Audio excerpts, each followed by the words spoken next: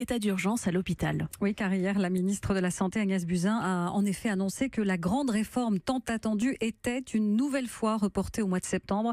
C'est un chantier colossal, mais complexe. L'hôpital est à bout de souffle, les personnels soignants aussi. On en parle ce soir avec mes invités. Frédéric Valtou, président de la Fédération hospitalière de France. Christophe Prudhomme, porte-parole de l'Association des médecins urgentistes de France et membre de la CGT Santé.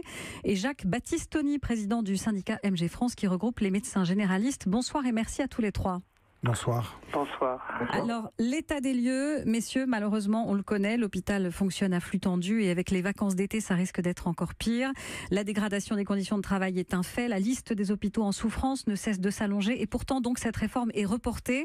Frédéric Valtou, président de la Fédération hospitalière de France, c'est un coup dur, ce report ? Oui, non si les mesures sont bonnes en septembre et si on a effectivement une vraie réforme du système de santé, oui, parce que on l'attendait. Donc c'est vrai qu'on sait bien qu'une réforme d'ampleur, elle peut pas se faire en quelques mois. Le gouvernement l'a lancé fin février. Il s'était donné un premier calendrier d'une annonce fin mai début juin, ce qui paraissait très court. Le président de la République ensuite parlait de fin juin début juillet, fin juin en tout cas. Maintenant on parle de début septembre. Ce qu'il faut éviter, c'est une réforme uniquement centrée sur l'hôpital. Et donc dans l'urgence. Si le temps permet, si se laisser quelques semaines de plus permet d'avoir une réforme qui concerne tous les professionnels de santé et qui soit une réforme volontariste, courageuse, alors effectivement, le gouvernement aura été à la hauteur des attentes. Si on a une réforme à la rentrée de demi-mesure, centré sur l'hôpital, et qui ne répond pas à la question de l'accessibilité des soins, qui répond pas aux grands enjeux de financement du système, qui répond pas à la question de la permanence des soins, c'est-à-dire la capacité de tout le système de santé, de tous les professionnels d'organiser une permanence des soins pour les Français. Alors là, effectivement, ça sera un rendez-vous raté, et ça sera terrible, parce que là, on est au bout d'un système, réellement. Christophe Prudhomme, porte-parole de l'Association des médecins urgentistes de France. Ce malaise, il est particulièrement sensible aux urgences. On est au bout d'un système, vient de dire à l'instant Frédéric Valtou. Une dizaine de services d'urgence sont en grève un peu partout en France, à Vierzon, à Lyon, au Havre, à Cayenne aussi. 17 médecins urgentistes ont démissionné pour dénoncer le manque d'effectifs. Christophe Prudhomme, est-ce que ce sont des cas isolés ou est-ce que le malaise de l'hôpital grandit vraiment d'année en année et on a même l'impression de jour en jour ?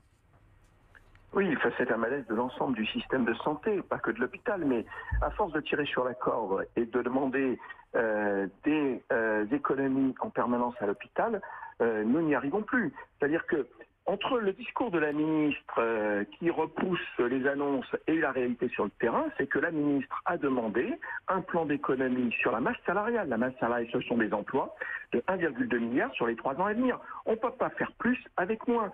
Ce d'autant qu'on ne forme pas les bons médecins, ils ne sont pas au bon endroit. Regardez, il y a 60 000 jeunes qui s'inscrivent via Parcoursup en première année commune des études de santé. Et on ferme les portes.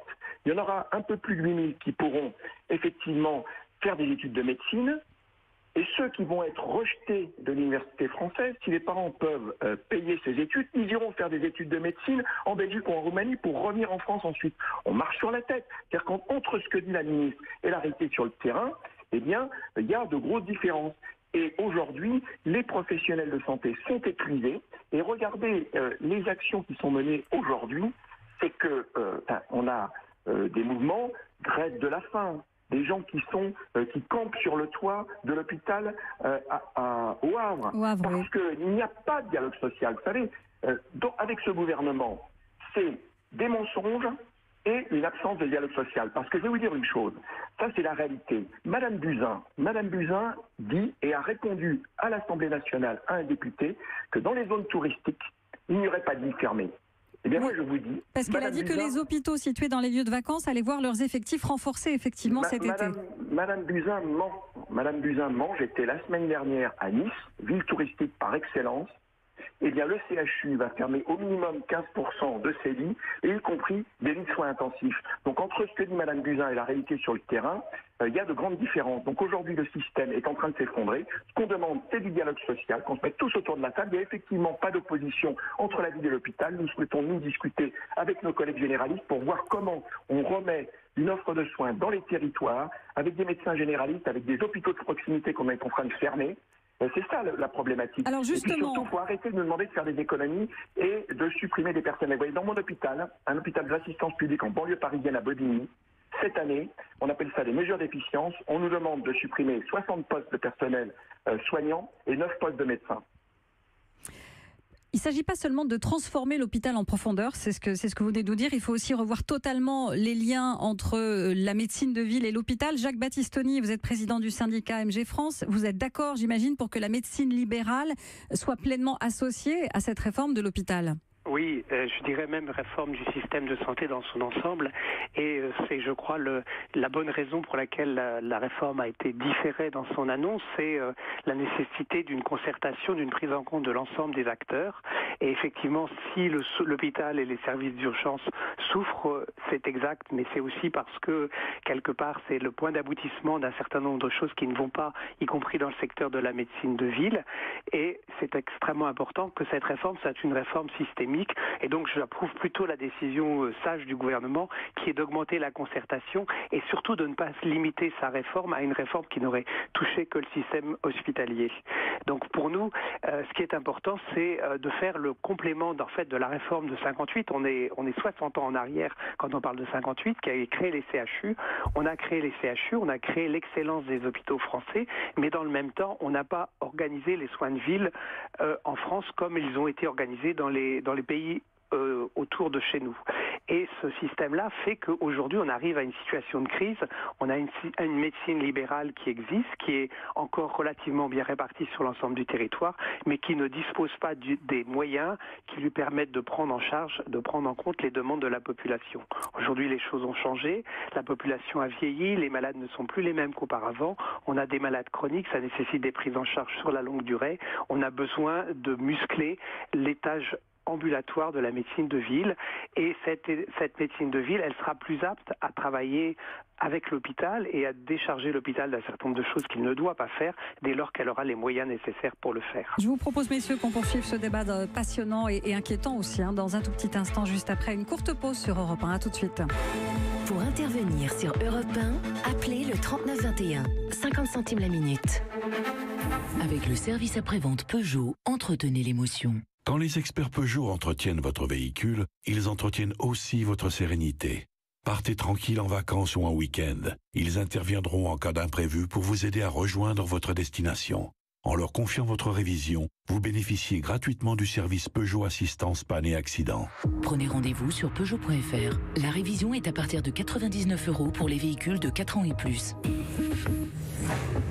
Voir conditions en ligne. La Poste Mobile présente le grand jeu 100% gagnant. Alors, c'est très simple. Vous avez un numéro de portable. Vous avez gagné jusqu'à 10 ans de forfait mobile. Avec la Poste Mobile, vous êtes sûr de gagner. Rendez-vous sur jeu.lapostemobile.fr ou en bureau de poste. Jusqu'au 18 août, c'est le grand jeu 100% gagnant de la Poste Mobile. Gagnez jusqu'à 10 ans de forfait, même sur le forfait 60 Go. Modalité de participation sur jeu.lapostemobile.fr. Remise sur le prix mensuel d'un nouveau forfait SIM avec portabilité du numéro métropolitain. Pour les clients La Poste Mobile au 30 juin, voir les gains sur le site du jeu. Kiabi, le bonheur vous va si bien. Et le bonheur, c'est de profiter encore des soldes comme nulle part ailleurs. Aujourd'hui, c'est la nouvelle démarque des soldes chez Kiabi. Jusqu'à moins 70% sur toute la mode et toutes les tendances. Jusqu'à moins 70%. Il est grand temps de se faire plaisir. Les soldes par Kiabi jusqu'au 7 août. Kiabi, le bonheur vous va si bien. Sur article signalé, date selon décret, conditions, magasin et kiabi.com. Europe Soir. Isabelle Millet sur Europe 1. 18h40, on poursuit notre débat sur Europe 1 après l'annonce d'un nouveau report de la grande réforme de l'hôpital. Et oui, Carole, ce sera finalement en septembre. Alors, on a dressé tout à l'heure un tableau terrible sur les conditions de travail et donc sur l'accueil des patients, avec même un risque éventuellement pour la qualité des soins. On continue à en parler ce soir avec mes invités. Frédéric Valtou, président de la Fédération hospitalière de France, Christophe Prudhomme, porte-parole de l'Association des médecins urgentistes de France, et Jacques Battistoni, président du syndicat MG France. Quelles sont, messieurs, aujourd'hui les priorités absolues, voire vitales, pour sauver notre système de santé ? Je pense qu'il faut attaquer une réforme qui soit d'ampleur et, comme on l'a dit juste avant, qui ne soit pas cantonnée à l'hôpital. Parce qu'on fait peser aujourd'hui sur l'hôpital les dysfonctionnements du système de santé. Pourquoi il y a autant de monde aux urgences? C'est parce que les gens ne trouvent plus de cabinets de ville de généralistes facilement accessibles. Et les quelques cabinets de généralistes qui continuent à travailler, ils sont eux-mêmes totalement débordés. Donc on a mis un peu le système de santé cul par-dessus tête. Avec le temps, on a laissé faire un certain nombre de dérives. Et donc il faut remettre chacun à sa juste place. La porte d'entrée quand on est malade, c'est le médecin généraliste. L'hôpital, c'est le moment aigu de la maladie. Et il faut remettre tous les acteurs à leur juste place. Alors ça se fait pas en un claquement de doigts, mais déjà, il faut redonner du sens à tout ça. Après, il faut travailler sur le financement. La ministre nous dit qu'il y a 30% des actes inutiles dans les dépenses de santé. C'est des dizaines de milliards d'euros. L'OCDE nous dit qu'il y en a 20%. Donc il y a des appréciations qui sont diverses, mais on voit bien qu'il n'y a pas tellement finalement besoin de plus d'argent. La nation consacre déjà plus de 200 milliards d'euros à faire tourner le système de santé. Maintenant, il faut mieux dépenser. C'est rare d'entendre ça, c'est important. Il faut réguler les dépenses de santé. Il faut faire la chasse aux actes inutiles, aux actes redondants. Il faut effectivement mieux réguler les pratiques médicales. Ça, les médecins n'aiment pas trop entendre ça, mais néanmoins, aujourd'hui, on en arrive là. Si on veut sauver l'essentiel, c'est-à-dire un système de santé qui garde son caractère universel, qui accueille tout le monde, qui soigne tout le monde, quelle que soit la pathologie de chacun. Donc il faut poser la question du financement, poser la question de l'organisation. Et des moyens humains. On manque cruellement aujourd'hui de médecins, de spécialistes. Et puis il faut redonner un peu, j'allais dire, d'oxygène au fonctionnement hospitalier. Là, pour le coup, je parle de l'hôpital lui-même. Il faut redonner de l'oxygène aux organisations hospitalières. Il faut permettre que, ici ou là, émergent des organisations de prise en charge qui soient différentes. C'est-à-dire qu'en milieu rural, adossé à un hôpital de proximité, on a peut-être une autre organisation que dans une métropole où on a un CHU, etc. Donc il faut permettre à des libéraux d'aller travailler plus facilement à l'hôpital. Il faut ouvrir les portes et les fenêtres pour que le système, effectivement, puisse mieux fonctionner. On a un problème aujourd'hui de pénurie de médecins, on le sait. Les médecins, on met 10 à 15 ans à les former, et de toute façon, on sait que dans les 6, 7, 8 prochaines années, ce qu'on connaît de la démographie médicale va être pire que la situation d'aujourd'hui. C'est-à-dire qu'il y aura encore moins de médecins dans les 6 à 8 prochaines années qu'aujourd'hui. Donc à partir de là, il faut arriver à passer ce cap-là, et c'est en remettant de la souplesse dans le système qu'on peut sans doute y arriver, c'est-à-dire et puis en toutes ces économies que j'évoquais, ces dizaines de milliards d'euros d'économies qu'on peut faire à terme si on régule mieux les dépenses, eh bien on peut aussi mieux payer la consultation chez le généraliste, mieux payer les médecins hospitaliers, parce qu'aujourd'hui c'est vrai qu'on a des problèmes de salaire et de niveau de salaire à l'hôpital et qui rendent parfois les carrières peu attractives. Voilà. Donc il y a des propositions sur la table. On manque d'un gouvernement qui représente les médecins généralistes. J'imagine que vous êtes d'accord avec ce que vient de dire Frédéric Valletoux. Il y a des expériences qui ont été faites de maisons de garde. Pourquoi ça ne fonctionne pas suffisamment? Il faudrait multiplier ce genre de cabinets regroupés? Oui, parce qu'en fait, il faut en finir avec l'exercice isolé des médecins qui a été la norme pendant au XXe siècle, et au XXIe siècle, ça doit de moins en moins être la norme, parce que effectivement, les médecins, ils ont besoin de travailler ensemble pour avoir des moyens communs, pour bénéficier d'un meilleur équipement. On peut avoir un meilleur équipement si on est plus nombreux à travailler ensemble. Il faut en finir avec le sous-équipement des cabinets médicaux qu'on observe aujourd'hui, et un des moyens de pallier à la crise démographique, qui est une réalité contre laquelle Frédéric Valletoux l'a dit tout à l'heure. On va de toute façon vers une diminution du nombre de médecins généralistes. C'est la conséquence on a eu un numerus clausus très élevé dans les années 80, et puis on a fermé le robinet, et donc de toute façon, il va y avoir un moment difficile. Et ce moment difficile, on peut y arriver dès lors qu'on muscle un petit peu les cabinets de médecine générale en particulier, et nous on a des propositions pour ça, notamment avec des assistants médicaux dans nos cabinets qui nous permettront de prendre en charge une population plus nombreuse tout en ayant un confort d'exercice, un confort de travail plus important, comme ça se passe dans les autres pays à l'étranger. On a envie de travailler en équipe de soins, on a envie de travailler avec des infirmières de santé publique pour mieux prendre en charge la population qui demande 2 choses en priorité: avoir un médecin traitant d'abord, et puis avoir une réponse, je dirais, rapide à ces demandes de soins non programmés. Christophe Prudhomme, je rappelle que vous êtes porte-parole de l'Association des médecins urgentistes de France. On entend beaucoup parler des fameux mercenaires, ces médecins intérimaires qui sont appelés pour des missions ponctuelles, des gynécos, des anesthésistes qui sont sont payés à prix d'or, entre 2 et 3 000 euros, je crois, la mission, et qui plombe donc le budget des hôpitaux. La ministre a décidé de plafonner leur rémunération. Non, ça c'est un épiphénomène. C'est le problème aujourd'hui. C'est un épiphénomène, oui et non, puisqu'il menace quand même de boycotter les hôpitaux cet été. Qui sont ces médecins? Ce sont des médecins qui ont démissionné de l'hôpital face à des conditions de travail qui se dégradaient. Donc la question, c'est comment on garde ces médecins à l'hôpital. Aujourd'hui, vous savez, quand un jeune médecin arrive à l'hôpital, avant qu'il soit titularisé, qu'il ait un poste à peu près correctement payé, il a fait 10 ans d'études et il entend encore 4 ou 5 ans. Pourquoi? Parce qu'aujourd'hui, à l'hôpital, ce qu'il faut savoir, c'est qu'on nous demande des plans d'économie. Bien sûr, il y a des mesures de réorganisation, mais ce qu'on demande aujourd'hui, alors que mes collègues viennent de dire que la situation serait encore plus grave demain. Nous, ce que nous demandons, c'est clair, c'est un moratoire au plan d'économie et un moratoire aux fermetures de lits. Et peut-être que là, on peut se mettre autour de la table et voir comment, effectivement, on travaille mieux pour que les patients puissent trouver un médecin près de chez eux, qu'ils puissent avoir un hôpital de proximité avec un service d'urgence et un minimum de prise en charge pas pour faire de la chirurgie cardiaque, mais vous voyez, pour les soins courants. Et puis on a le problème des établissements d'hébergement pour personnes âgées dépendantes, où il y a eu des mouvements de grève en début d'année. On demande la création d'emplois pour éviter que les personnes âgées viennent à l'hôpital alors qu'elles pourraient rester dans ces maisons. On demande une infirmière 24 heures sur 24, des médecins qui puissent prescrire pour que les gens restent dans ces maisons de retraite et des aides-soignantes. Or, ce qu'on nous propose, c'est à peine 10% des emplois qui sont demandés.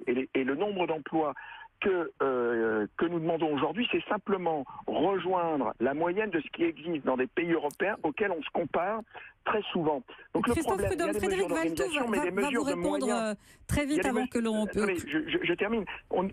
Il faut discuter à la fois de l'organisation, mais des moyens. Et on ne peut pas être dans des plans d'économie d'année en année où on nous dit il faut diminuer les dépenses de la sécurité sociale parce qu'on va laisser une dette à nos enfants. On a bien compris. C'est inacceptable d'entendre ça en permanence parce que ça a des répercussions et ça met les patients en danger. Quand on ferme un hôpital de proximité, comme c'est le cas aujourd'hui, quand on ferme un SAMU, comme c'est le cas aujourd'hui à Nevers et demain à Auxerre, parce que c'est ça la réalité de la politique qui est menée par ce gouvernement sur le terrain. On ferme des SAMU aujourd'hui. Très rapidement, je voudrais qu'on entende Frédéric Valtou. Juste un mot, parce que je ne peux pas laisser dire que les mercenaires, c'est un épiphénomène. C'est un phénomène qui est gravissime.